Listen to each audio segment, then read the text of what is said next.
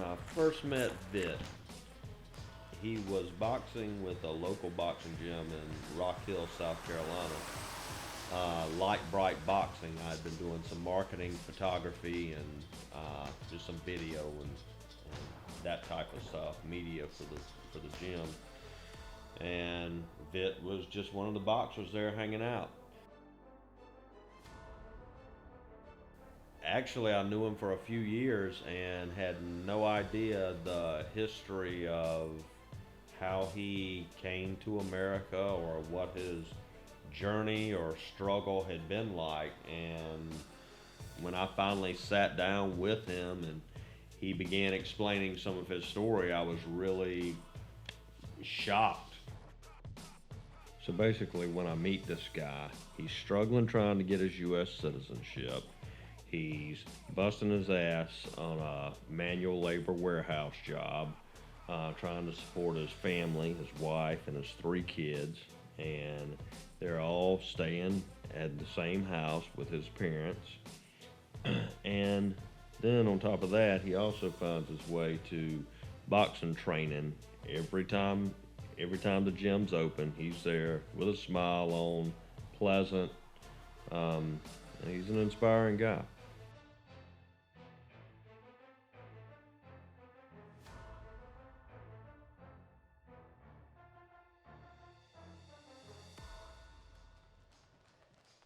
No. My dad was young during the war. So my father was basically, in his teenage age during the Vietnam War. So like people who was about the age of my grandfather and my grandmothers, they were the one that were at war, helping the United States fight against the Vietnamese communist regime. Um, you know, just like in other war that you see today or in the past, there's always that time period where you know it's it's like a damage that just slowly heals up. And in those moments, Vietnamese people are like a little rough on you. They don't like you. You help the U.S. and you know they feel skeptical about you. All that steps, all that stuff. So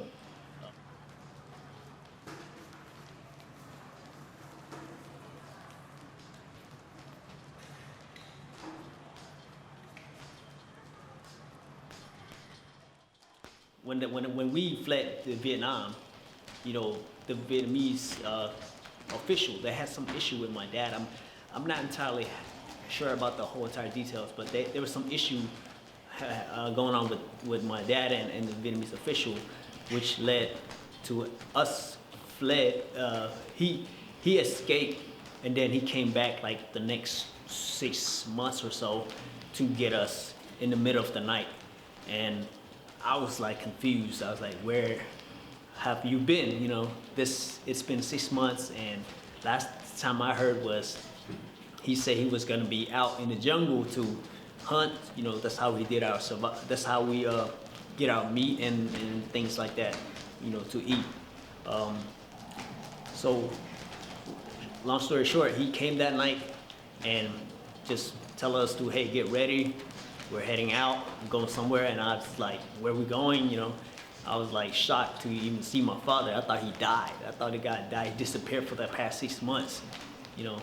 But that night we fled, possibly like 2 a.m. in the morning. We fled and we went through jungles. We went through rivers. Just struggling, man. It was a crazy time, but we made it. We survived. It was like a risky move. We could have get caught. We could have got caught, and you can go to prison, jail, or they kill you. Like that was the move, but risky move.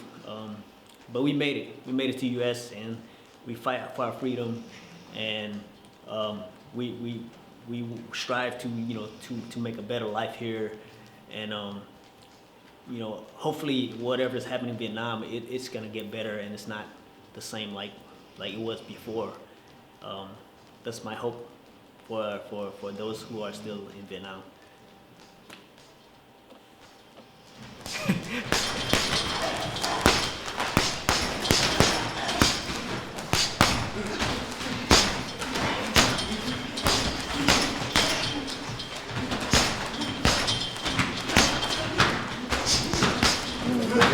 Don't let catch in the face.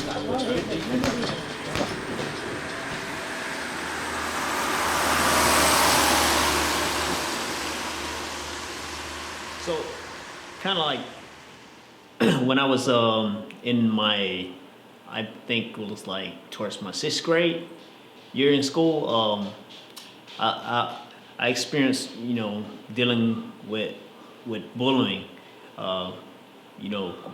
Growing up as somebody who's a newcomer to the country, people were like just picking on me for things like what you wear and how you look, and just bullying from one of those kids that don't really treat people well, and I had to deal with that for almost like 2 years, and I remember getting in trouble because of that situation, and I was jumped by like 4 or 5 guys in the back yard, and this one guy that was with them was actually my classmate, and he had some issue with me, and it was really petty. It was something related to schoolwork that he wanted to copy off of me, and I just didn't let him have my work,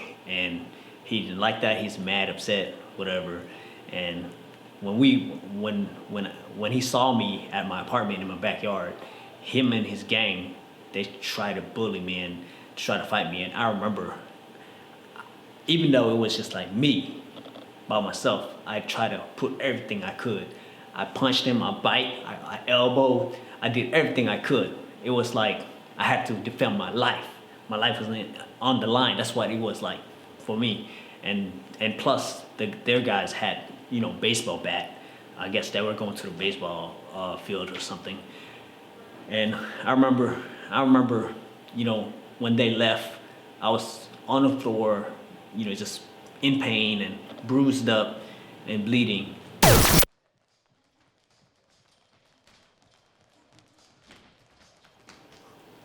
Ever since that was like to me, that was like a starting point for my life's journey.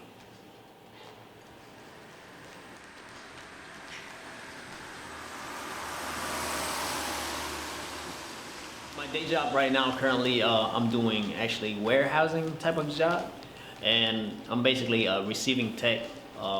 Basically, whatever comes into the warehouse, I pretty much process the package and key in the data, assign location for where it needs to be located and things like that. I mean, it's and various other tasks. Basically, it's just a receiving tech. That's what I call it.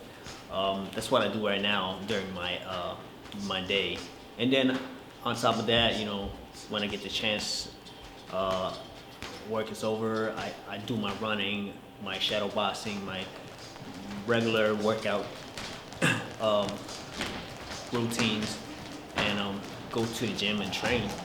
And if I can bring a buddy or a friend or something, we can go get some running. It's actually more motivating when you have somebody with you to do the running. It's more, you feel like you're not alone. But yeah.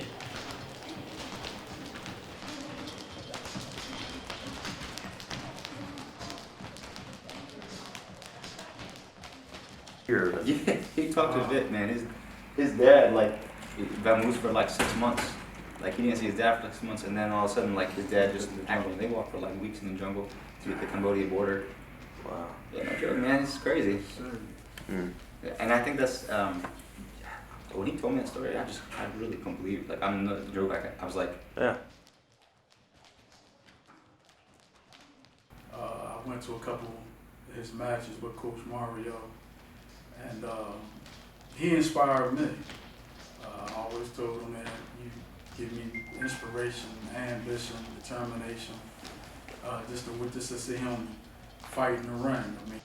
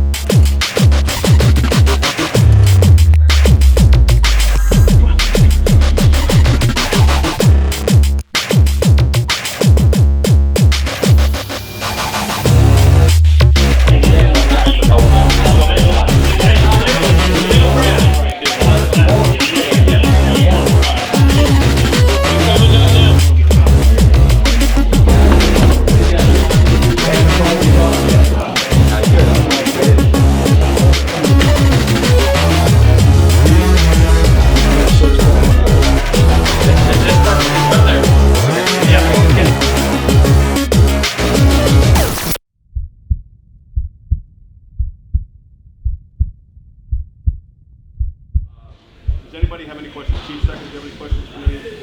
Fighters? Anybody? Listen, I'm going to issue vote.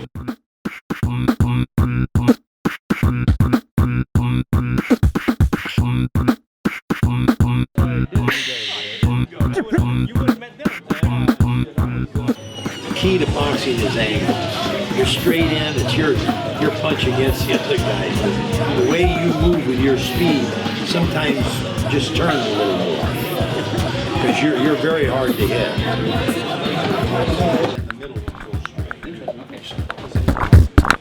Oh.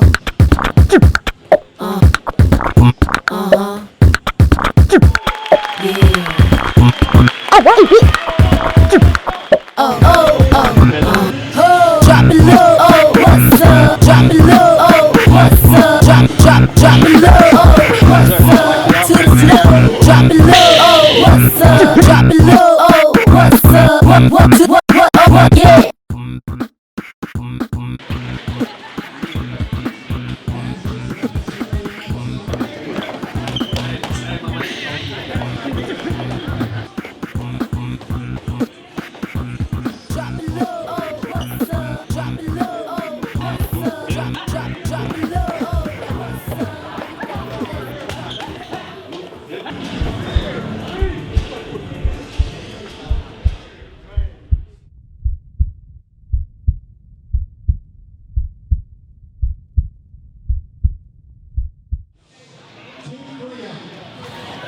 Tonight, this young man's American dream comes true as he makes his way to the ring for the first time as a professional boxer. Now, making his way to the ring, leads KingCobra.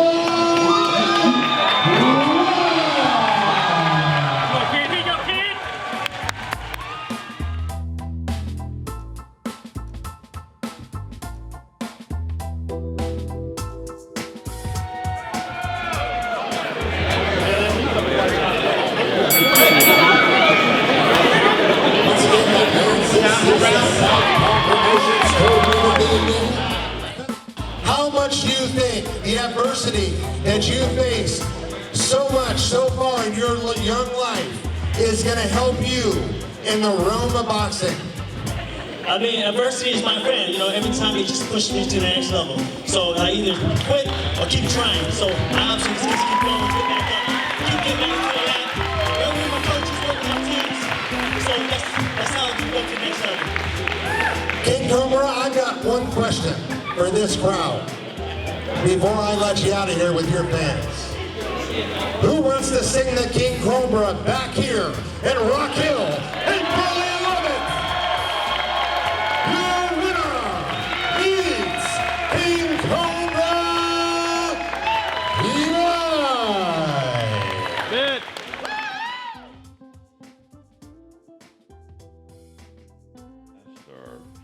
Just who you come across day to day, what kind of story they can tell, or what kind of story they have told, or what they've endured, or I don't know. I just find I'm always amazed when I find out more about the people that are already just around me. As usual, I'm thankful for not only getting to know this amazing human, but in today's world where so many people, I think, try to take advantage of the system and the environment that we live in, I just think it's inspiring to see someone that's trying to, I mean, he's out there busting his ass, trying to be an American citizen and try and be responsible, handle his responsibilities, and do things the right way. And that's just admirable, especially in today's world. But yeah, that's Vit. Glad you like it. I want to see a video myself. I wanna see